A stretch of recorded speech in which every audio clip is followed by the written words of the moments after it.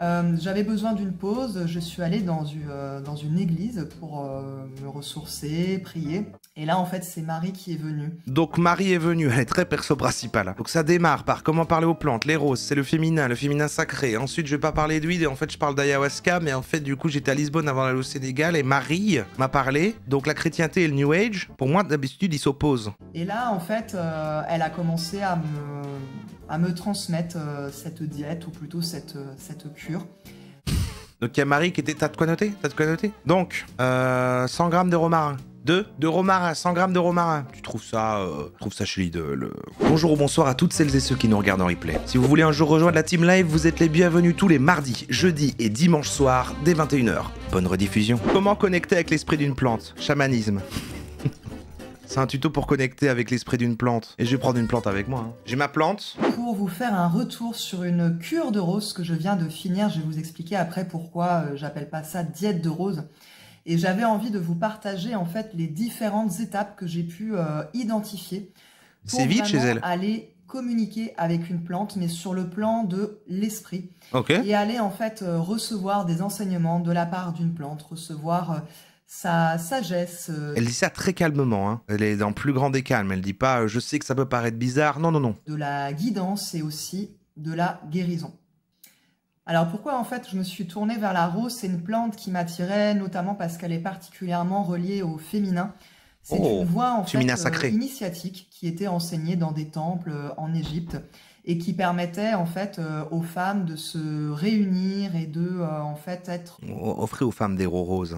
Pleine expansion de leur capacité, de leur féminin, et c'est une voie aussi qui invite à réunir le masculin et le féminin.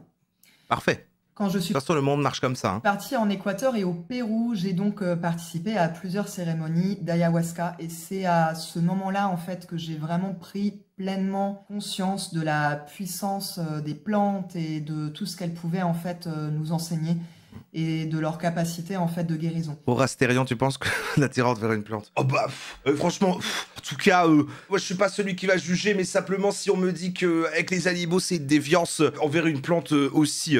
Alors dans cette vidéo, je vais pas parler des plantes psychoactives, vraiment ça c'est un sujet complètement à part. Je vais plutôt vous parler des plantes, on va dire, un petit peu plus communes, telles que la rose, le romarin. Enfin, en tout cas, je ne vais pas vous parler des plantes psychoactives. Ça, c'est un sujet qui est complètement différent. Il faut être guidé par des personnes qui sont expérimentées. Attends, on peut parler aux gens communs? On peut lui parler? Non, parce que je le faisais de base, mais je veux dire, il peut nous comprendre? Mais en tout cas, quand j'ai pris en fait conscience, quand j'ai expérimenté pleinement dans mes tripes, dans mes cellules, ce que c'était que de cheminer avec une plante, ça a ouvert en fait une nouvelle voie en moi. Ça m'a rendu en fait, je dirais plus que curieuse, mais ça m'a fait prendre conscience en fait que ça faisait partie de mon chemin que de cheminer avec les plantes.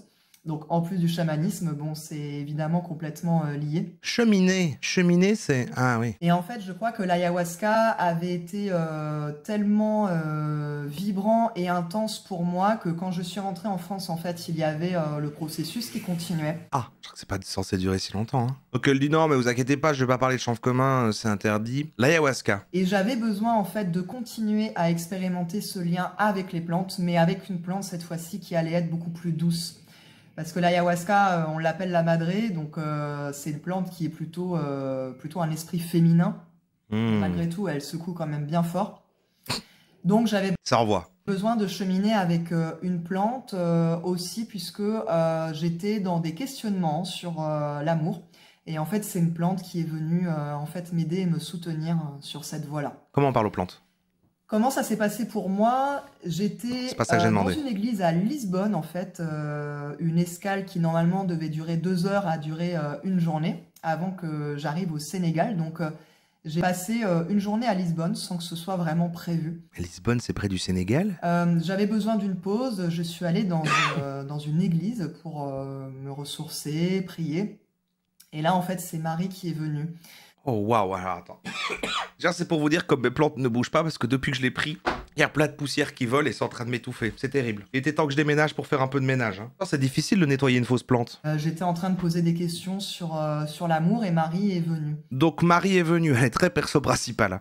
Donc ça démarre par comment parler aux plantes, les roses, c'est le féminin sacré. Ensuite je vais pas parler d'huile et en fait je parle d'ayahuasca, mais en fait du coup j'étais à Lisbonne avant d'aller au Sénégal et Marie m'a parlé. Donc la chrétienté et le New Age, pour moi d'habitude ils s'opposent. En fait elle a commencé à me parler en fait dans toute sa grandeur et c'est à ce moment-là que j'ai pu aussi mesurer toute sa... Elle dit ça avec tellement de sang-froid. Toute sa droiture en fait. C'est-à-dire que c'est pas seulement un esprit qui est plein d'amour compatissant, c'est aussi un esprit qui est dans une... J'ai grandi avec ça, ma mère est pareille. Certaine autorité et courage. verticalité en fait, avec beaucoup d'aplomb et de fermeté dans sa manière de parler. Marie ? Et là, en fait, elle a commencé à me transmettre cette diète, ou plutôt cette cure. Donc il y a Marie qui était... T'as de quoi noter ? T'as de quoi noter ? Donc, 100 grammes de romarin. De romarin, 100 grammes de romarin. Tu trouves ça chez Lidl. Donc c'est pour ça que pour moi, ça n'a pas été une diète à proprement parler, puisque j'ai pas eu de restrictions alimentaires. La première chose que j'ai entendue, en fait, c'est 3 mois. Donc 3 mois, en fait, dans mon quotidien, avec trop de restrictions alimentaires, ça allait pas être possible. Je suis déçu, voilà. Il n'y a même pas un rituel pour parler aux plantes, elle fait que raconter sa vie encore. Donc j'ai entendu 3 mois. J'ai entendu avoir une rose fraîche sur mon hôtel et la changer dès que c'était nécessaire. Ok.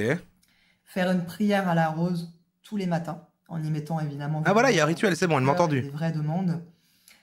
La regarder tous les soirs. C'est dingue, la poussière. Faire un bain de pied avec des pétales de rose 1 ou 2 fois par semaine. Et boire une tisane de rose en me reliant en conscience à cette fleur tous les soirs. Il y a les kiffeurs de pied là. Cette période de 3 mois avec la rose a été très puissante puisqu'elle m'a permis de ramasser un petit peu tous les petits débris qui étaient là après ma diète d'ayahuasca. Elle m'a permis de m'ouvrir à mon féminin, de laisser... On a déjà fait le sondage pied. laisser en fait pleinement cette expansion. Mais c'est des gens, voilà, ils aiment bien avoir ce côté un petit peu rituel, mais là on est vraiment dans le chamanisme, néo-chamanisme. En fait, à mon utérus, etc. Quoi? Elle a mis des fleurs, elle a mis des plantes dans son utérus? Elle a dit quoi? M'a permis de m'ouvrir à mon féminin, de laisser en fait pleinement cette expansion de mon féminin, de mon cœur, de me connecter en fait à mon utérus, etc. Elle s'est connectée à son utérus. Et en fait, j'ai eu des conversations avec elle assez intéressantes. Avec l'utérus? Alors, je vais vous expliquer du coup quelles ont été pour moi les différentes étapes et comment vous pourriez vous relier à une plante si vous sentez que vous avez l'élan La plante, de voilà. vous relier. Ah, mais elle a expliqué, ok, c'est bon. Déjà, je dirais que la première chose à faire, c'est de choisir une plante. Parce que c'est là ce dont je vais vous parler en fait dans cette vidéo, ça n'a rien à voir avec le métier d'herboriste. Clairement pas, c'est... Je pense que ça, on avait capté. Complètement autre chose. C'est vraiment... rentrer comme dans une sorte de fusion énergétique avec la plante pour recevoir ces enseignements, mais sur le plan subtil.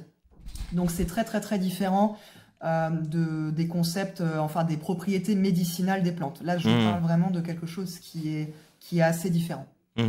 La première chose à clarifier déjà, c'est votre intention. Pourquoi est-ce que vous souhaitez travailler avec cette plante? C'est vrai que c'est déjà compliqué ça. Mais quelle plante vous choisissez déjà? Faisons par étapes. Elle l'a pas mis comme une première étape, mais oui, choisissons une plante. Choisissons une plante. Je m'y connais pas trop en plantes, mais je vais quand même partir sur le chanvre commun. Elle a dit que ça ne pouvait pas, mais... J'ai besoin de guérir telle chose. Voilà, pourquoi est-ce que vous choisissez cette plante? Ok, je choisis le chanvre commun pour guérir mon enfant intérieur. La deuxième étape, ça va être de partir à sa rencontre. C'est-à-dire d'aller la saluer, lui expliquer pourquoi est-ce que vous voulez œuvrer avec elle, et de vraiment en fait vous relier dans votre cœur à ce qui vous lie à elle en fait. Et comment est-ce que vous la considérez cette plante? Il s'agit en fait de reconnaître sa sagesse. Et vous pouvez même le faire si vous souhaitez physiquement. Vous la mettez sur un autel devant vous et vous vous mettez en fait presque en dessous en fait, dans une posture d'humilité. Et donc les plantes, c'est ce que j'ai appris avec l'ayahuasca, c'est d'ailleurs pour ça que vous ne voyez plus la belle tenture derrière moi. Les plantes, elles ont aussi leurs propres intérêts, elles sont aussi éventuellement dans des enjeux de pouvoir. Enfin, c'est un petit peu donnant-donnant. Ça fait penser au... fait qu'elle invente tout un personnage. Là, il y a le même qui tournait à un moment, là. C'était avec Willem Dafoe, où à chaque fois, et ça se déclinait avec quand j'imagine une vie pour mon animal de compagnie. Et c'était lui qui dit il est gay, il a une connexion spéciale à la musique classique. Donc, c'est selon moi quand même assez important d'être un petit peu leadé, drivé par un esprit soit du monde d'en bas, soit du monde d'en haut. Demandez à votre animal de pouvoir de vous guider pour ça. Il y a un animal de pouvoir qui est dans la plante. Après, c'est vrai qu'il y a des gens qui sont hors de tout ça, hein, assez premier degré sur les plantes. Moi, c'était ma tante qui mettait de la musique classique aux plantes parce qu'elles poussent mieux. Pour moi, en l'occurrence, c'était Marie.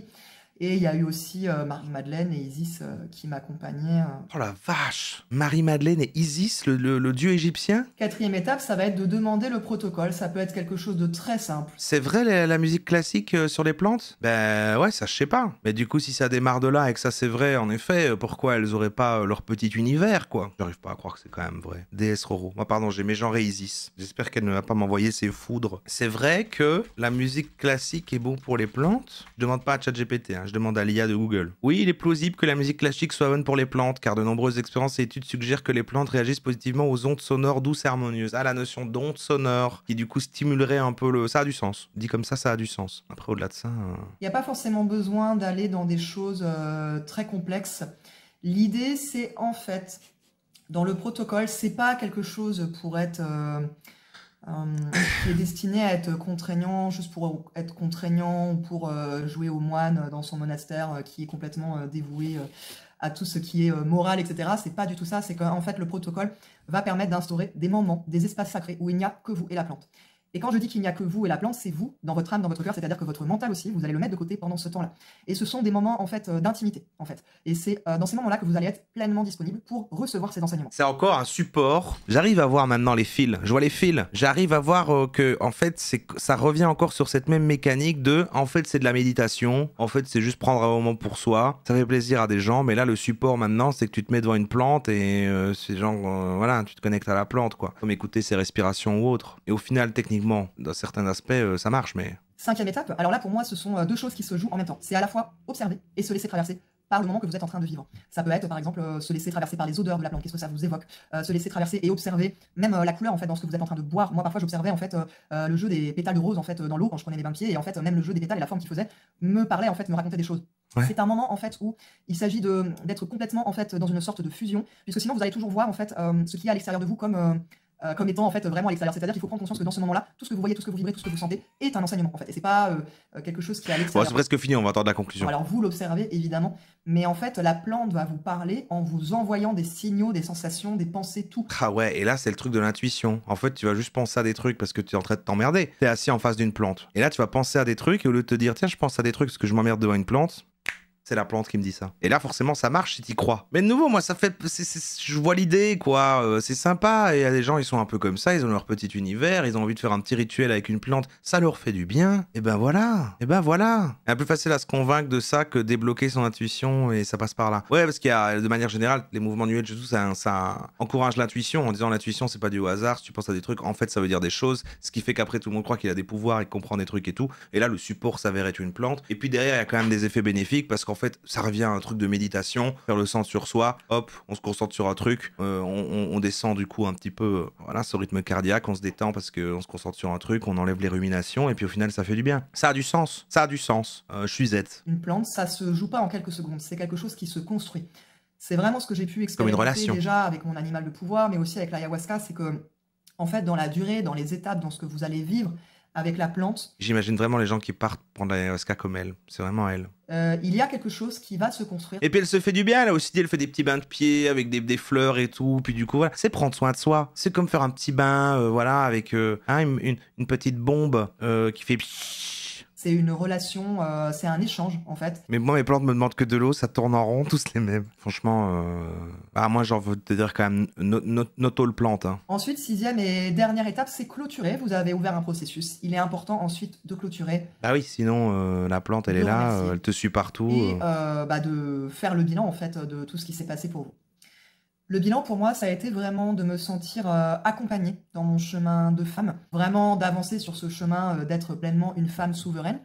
Je me suis sentie véritablement accompagnée par la rose, par les déesses en fait qui ont transmis cet enseignement de la rose, et par en fait toutes les femmes aussi qui suivent cette voie-là. La rose aussi peut avoir ses enseignements de sagesse un petit peu piquants aussi, hein, puisque la rose a ses épines. Ah oui, la rose a les épines et c'est le féminin. Car en fait, elle est belle. Mais attention à ne pas la chercher car elle pique. Telle une femme forte. C'est ça qu'elle nous raconte en fait. C'est ça qu'elle essaie de nous dire. En fait, l'avantage d'une plante, c'est que contrairement aux esprits du monde d'en bas, du monde d'en haut, qui sont vraiment transcendés... Elle a vraiment toutes les religions en même temps. Il y avait du christianisme, il y a du New Age, elle était sur les dieux égyptiens. Il y a du chamanisme en même temps, avec la notion d'animaux, de tout est animé par des choses. Mais en fait, d'habitude, elles sont un peu plus perchées quand elle explique ça. Elle est tellement terre à terre dans sa manière d'expliquer. Ce qui fait qu'en fait, on peut la toucher, on peut avoir en fait différents types de rituels avec elle, on peut l'ingérer, etc. Et ça comporte une dimension